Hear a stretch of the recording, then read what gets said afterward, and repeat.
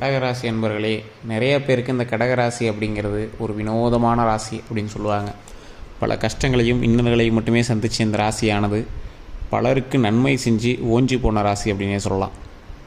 என்ன சார் கஷ்டங்கள், என்ன சார் இது அப்படின்னு கேட்டிங்கன்னா, உங்களோட லைஃப்பில் கடந்த சில வருடங்களாக கஷ்டத்தை மட்டுமே சந்தித்து வந்த இந்த ராசிக்கு என்றைக்கு விமோச்சனம் கிடைக்கும், என்றைக்கு அந்த பாவ விமோச்சனம் கிடைக்கும், என்றைக்கு கவலை நீங்கும் அப்படின்னு ரொம்ப நெருடலாக உட்காந்துட்டு எதுவாக இப்படி வாட்டி வதக்குது, கிரக பயிற்சியா இல்லை குலதெய்வமா, என்ன காரணத்தினால இப்போ நடக்குதுன்னே தெரியாமல் தவிச்சிட்ருப்பாங்க. நிறையா பேர் கோயிலுக்கு போக சொல்லியிருப்பாங்க, எல்லா கோயிலுக்கும் போயிட்டு வந்திருப்பாங்க, பெரிய மாற்றம் தெரிஞ்சிருக்காது. அந்த பரிகாரம் பண்ணணும், இந்த பரிகாரம் பண்ணணும், நிறையா ஜோதிடர்கள் சொல்லியிருப்பாங்க, அதுவும் பண்ணியிருப்பாங்க, பெரிய மாற்றங்கள் தெரிஞ்சிருக்காது. ஜோதிடத்தை பொறுத்த வரைக்கும் நீங்கள் பண்ண எல்லா விஷயமுமே ஓகே தான், ஆனால் விதி அப்படிங்கிறத நீங்கள் என்ன பண்ணாலும் மாற்ற முடியாது. ஸோ கடவுள் இந்த கடகராசிக்கு குறிப்பிட்ட காலங்கள் கஷ்டத்தை கொடுத்தாரு அப்படின்னா, இனி வரக்கூடிய காலங்களில் மகிழ்ச்சியை அள்ளித்தர போகிறாரு. அந்த மகிழ்ச்சியை அள்ளித்தரக்கூடிய ஒரு நாட்களில் இந்த கடகராசி அன்பர்கள் இனி வரக்கூடிய காலங்களில் மிகவும் மகிழ்ச்சியாக இருக்க போகிறாங்க அப்படிங்கிறது தான் உண்மை. இந்த மகிழ்ச்சியாக இருக்கக்கூடிய நாட்களில் இந்த கடகராசிக்காரர்கள் மறுபடியும் பழசு மாதிரி இவங்க கடகராசிக்கு அப்படின்னு ஒரு தனித்துவமான ஒரு இது இருக்குது. அவங்க மனசில் எதுவும் வச்சுக்க மாட்டாங்க, மனசில் என்ன தோணுதோ அப்படியே சொல்லிடுவாங்க. அது மட்டும் இல்லாமல் இந்த கடகராசிக்காரர்களில் இன்னொரு பெரிய இது என்ன அப்படின்னா, சில நேரத்தில் அவங்க நண்பர்களை வச்சுப்பாங்க, சில நேரத்தில் வச்சுக்க மாட்டாங்க. சட்டுன்னு பேசி விடுவாங்க. என்ன அவன் கிடக்கிறான், அவன் எதுக்கு, இவன் எதுக்கு அப்படிங்கிற மாதிரி பேசிடுவாங்க. ஸோ இந்த மாதிரி இந்த கடகராசிக்கு தனித்துவமான சில ஆட்டிடியூடு இதுவுமே இருக்குது. இந்த உண்மை அப்படின்னா மறக்காம கமெண்ட்ஸில் பதிவு விடுங்க. இந்த மாதிரி ராசிக்காரர்களுக்கு கஷ்டத்தை மட்டுமே அனுபவிச்சு இந்த ராசிக்காரர்களுக்கு வரக்கூடிய நாட்கள் எப்படி இருக்க போகுது, அதில் என்ன செஞ்சால் இவங்களோட லைஃப் மாறும், என்ன மாற்றம் ஏற்பட்டால் அவங்க இப்போ இருக்கிற அந்த கஷ்டத்தை இவங்க வெளியே வரலாம் அப்படிங்கிறத தெளிவாக பண்ண போகிறோம். அதுக்கு நீங்கள் வணங்க வேண்டிய தெய்வம், போக வேண்டிய இடம் எல்லாமே இந்த வீடியோவில் நான் சொல்ல போகிறேன். ஸோ வீடியோவை ஸ்கிப் பண்ணாமல் பாருங்கள். பல சுவாரஸ்யமான தகவல்கள் உங்களோட முக்கியமான ஒரு லைஃப்பை உருவாக்கக்கூடிய ஒரு நேரம் கிடைக்க போகுது அப்படின்னு சொல்லலாம். ஸோ வீடியோவை ஸ்கிப் பண்ணாதீங்க. அதே மாதிரி நிறைய பேர் பிரபல ஜோதிடரோட நம்பர் கேட்டிருந்தீங்க. ஜோதிட ரீதியான எல்லா சந்தேகங்களுக்கும், அதே மாதிரி ஒரு அரசியல் பிரமுகருக்கும் நிறைய ஆக்ட்ரஸ்க்கு ஜோதிடம் பார்க்கக்கூடிய ஒரு ஜோதிட ஆசானோட நம்பர் தான் நான் கீழே கொடுத்துருக்கேன். ஜஸ்ட் நீங்கள் கால் பண்ணிங்க அப்படின்னாவே போதுமானது. ஃபோன் மூலமாகவே உங்களுடைய ப்ராப்ளம்க்கு கன்சல்ட் பண்ணி அது ப்ராப்ளம் நீங்கள் சால்வ் பண்ணிக்கலாம். சரிங்க, நான் டிஸ்கிரிப்ஷன் நம்பர் கொடுக்குறேன், அந்த நம்பருக்கு நீங்கள் ஃபோன் பண்ணி பார்த்துருங்க. சரி, இந்த கடகராசியை பற்றி நம்ம நிறையாவே பேச போகிறோம். அதுக்கு முன்னாடி இந்த கடகராசியில் இருக்கிறவங்க இதெல்லாம் நடந்துச்சா அப்படிங்கிறத கீழே கமெண்ட் செக்ஷனில் பண்ணுங்கள். அப்படி நடந்தவங்க மட்டும் இந்த செயல்களை நீங்கள் செய்யுங்க. இல்லை அப்படின்னா நீங்கள் வெயிட் பண்ணி முழு வீடியோவை பாருங்கள். இந்த கடகராசியில் இருக்கிறவங்க இடம் மாற்றம் கண்டிப்பாக இந்த ஒரு 3 வருட காலங்களில் நடந்துருக்கும். சரி, என்ன சார் இடமாற்றம் அப்படின்னு கேட்டிங்கன்னா, தொழில் ரீதியாக உங்களுடைய கணவன் மனைவிக்கோ இல்லை யாராவது ஒருத்தருக்காக தொழில் ரீதியாக நடந்திருக்கு அப்படின்னா, அந்த தொழில் ரீதியான ஒரு விஷயத்துக்காக நீங்கள் இடம் மாற்றியிருப்பீங்க. ஒரு கம்பெனி மாதிரி இருப்பீங்க, இல்லை ஏதோ ஒரு வேலை இருக்கக்கூடிய இடத்துல ட்ரான்ஸ்ஃபர் ஆகிருக்கும், அப்படி இல்லையா வீடு மாதிரி இருப்பீங்க, ஏதோ ஒரு சின்ன பிரச்சனைனால வீடு மாதிரி இருப்பீங்க, அப்படி இல்லைனா தாய் வீட்டுக்கு போயிருப்பீங்க, இல்லை தந்தை வீட்டிலேருந்து மாமனார் மாமியார் வீட்டிலேருந்து வேறு இடத்துக்கு கூட்டி போயிருந்துருப்பீங்க. இந்த மாதிரி விஷயங்கள் உங்களோட லைஃப்பில் நடந்திருக்கும். சரி சார், இதெல்லாம் ஓகே தான், இந்த விஷயங்கள் மாற்றங்கள்லாம் நடந்தது, அவங்க என்ன பண்ணணும் அப்படின்னு கேட்குறவங்க, அப்படி நீங்கள் இடம் மாறிடுங்க அப்படின்னா மறக்காம கமெண்ட் செக்ஷனில் பற்றி விடுங்க. அந்த இடம் மாறுதலுக்கு முன்னாடி சின்ன பிரச்சனை நடந்திருக்கும், சின்ன இழப்புகளை சந்திச்சிருப்பீங்க. அதே மாதிரி பண விஷயத்தில் மாட்டியிருப்பீங்க. பண விஷயத்துலையா எப்படி சார் மாட்டுறாங்க அப்படின்னு கேட்டிங்கன்னா, நீங்கள் யாருக்கோ பணம் கொடுத்துருப்பீங்க, பணம் ஏமாந்துருப்பீங்க. சார் ஆமாம் சார், இது உண்மை தான், பணம் கொடுத்து ஏமாந்தோம் அப்படின்னா மறக்காமல் அதே கமெண்ட் செக்ஷனில் பற்றி விடுங்க. ஒருத்தர் கொடுத்த பணம் உங்களுக்கு வரல, அந்த பணத்தினால தான் நீங்கள் நிறைய லாக்கில் மாட்டினீங்க, ஃபினான்ஷியலாக ஜீரோ ஆகிட்டீங்க, கடன் ரொம்ப அதிகமாச்சு அப்படிங்கிறீங்களா மறக்காம கமெண்ட்ஸில் பற்றிவிடுங்க. இப்போ நான் சொன்ன விஷயங்கள் எல்லாம் இந்த கடகராசிக்கு நடந்திருந்தது அப்படின்னா மறக்காமல் அது உண்மையானு சொல்லுங்கள். அவங்க மட்டும் நான் சொல்லக்கூடிய விஷயங்களை நல்லா கவனமாக தெரிஞ்சுக்கோங்க. மீதி ஆட்களுக்கு வீடியோ ஃபுல்லாக பாருங்கள். சார், அந்த கடகராசி அன்பர்கள் நீங்கள் குறிப்பிட்ட காலகட்டத்தில் பண இழப்புகளை சந்திச்சிருப்பீங்க, இடமாற்றத்தை சந்திச்சிருப்பீங்க, மனக்குழப்பமும் கடன் அதிகமாகி ஃபினான்ஷியலாக ஜீரோவான நிறைய தருணங்களை நீங்கள் சந்திச்சிருப்பீங்க. இந்த ராசிக்காரர்கள் எவ்வளோ தான் நீங்கள் முன்னாடி உங்களுக்கு இன்டிமேஷன் கொடுத்துருந்தாலும் நீங்கள் அதில் மாறிக்க மாட்டீங்க. உங்களுக்கு நல்லாவே தெரியும், அந்த விஷயங்களுக்கு முன்னாடி சின்ன இன்டிமேஷன் உங்களுக்கே காட்டிடும். கடவுள் புண்ணியத்தில் உங்களுக்கு என்ன அப்படின்னா ஒரு பவருங்க. அடுத்து என்ன நடக்க போகுது அப்படிங்கிறத முன்னாடியே இன்டிமேட் பண்ணக்கூடிய ஒரு பவர்.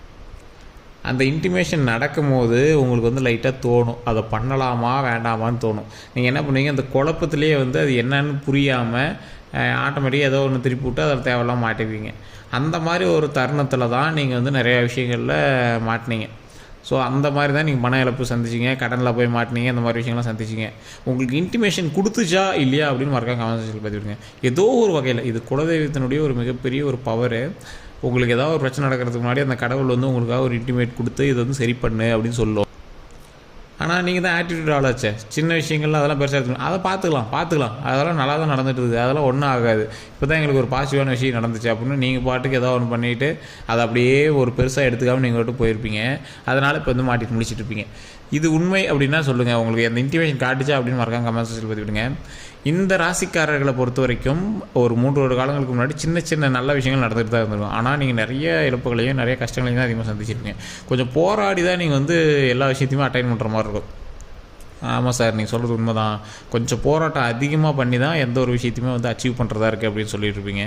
இந்த ராசிக்காரர்கள்லாம் வாழ்க்கையில் முன்னேறுவதற்கு ஒரு மிகப்பெரிய ஒரு விஷயமே எது அப்படின்னு பார்த்தீங்கன்னா, உங்களுடைய வாழ்க்கையில் நீங்கள் செய்த புண்ணியங்கள் உங்களை காப்பாற்றும்.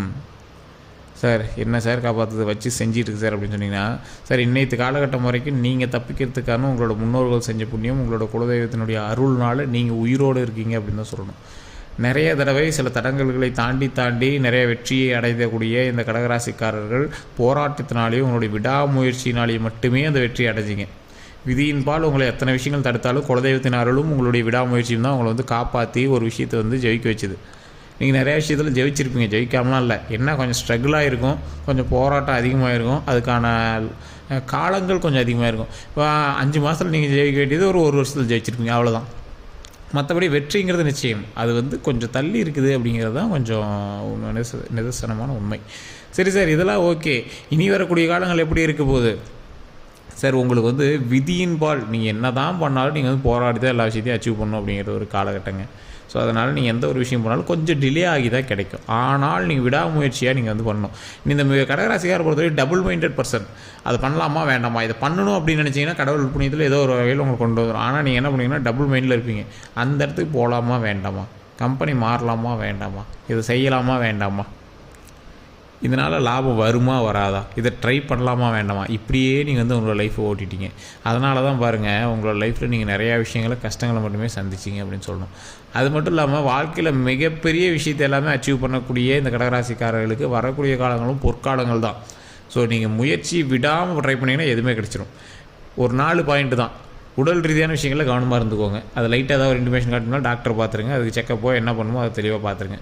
அடுத்தது கல்வி ரீதியான விஷயங்களில் நீங்கள் ஜாதகத்தை நம்பிட்டு உட்காந்துக்கூடாது. குழந்தைகளோட கல்விக்கு ஆட்டோமேட்டிக்காக நீங்கள் வந்து சரி பண்ண ஆரம்பிச்சுக்கோங்க. வாகன ரீதியான விஷயங்களில் ரொம்ப கவனமாக இருங்க. டாக்குமெண்ட் ரீதியான விஷயங்களில் ரொம்ப கவனமாக இருங்க.